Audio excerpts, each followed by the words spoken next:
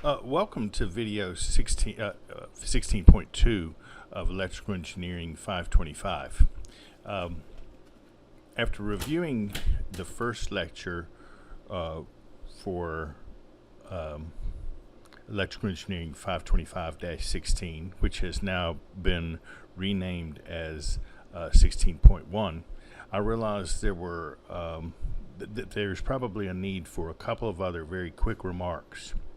If you look in video 16.1, you will see at about the 8-minute and 10-second mark of that video, in that part of the video, it's concentrating on this statement right here.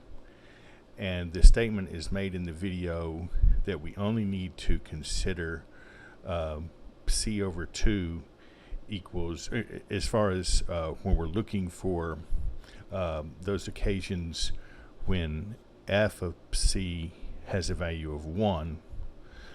It was stated again at the 8-minute and 10-second mark that the only values of c over 2 that needed to be considered for that case were minus, pi, 0, and pi. And that is true for this problem, but I wanted to make sure that it's clear that that applies only to this problem, and only because one of our goals here, remember, is that no part of any grading lobe appears in the visible region.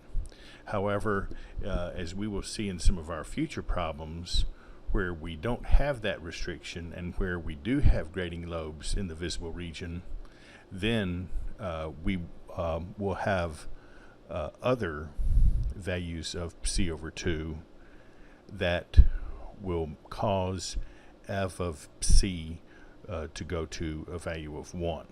So once again then, this statement is true for this particular problem, because in this particular problem we're not allowing any grading lobes in the visible region. But if we were allowing multiple grading lobes in the visible region, then we would have other angles as well that we would need to consider that would give a value of c over 2 that would make f of c equal to 1. So keep that in mind for future problems.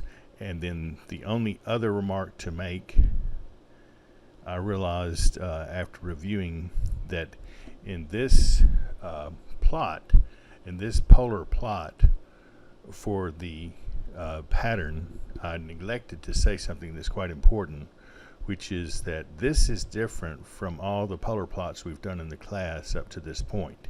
In all of the previous polar plots that we've done up to this point, the vertical direction was the positive z direction, but that is not the case in this polar plot. In this polar plot, the positive z direction is to the right, and the negative z direction is to the left. So in other words, the right corresponds to theta equals 0 degrees, the left corresponds to theta equals 180 degrees. In this problem, as desired, we have the main beam here at 45 degrees from the positive z direction.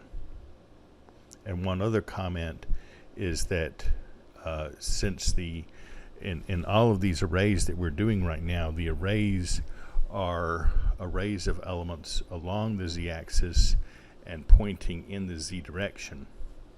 So for all of these problems, there is no phi variation in the pattern, and therefore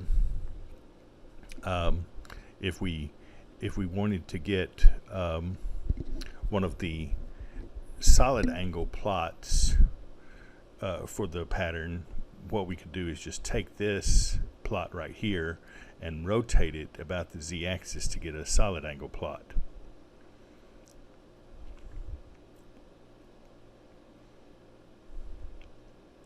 Another way of saying that same thing is that if we were this plot could be reflected here about this axis, this horizontal axis. We could reflect this about that axis. We generally won't do that, but we could include lobes down here in this region that would just be reflections of those lobes above. So those are the only two additional remarks I wanted to make, and we will see examples of both of these as we go to further problems in the future. And that's it. Thanks.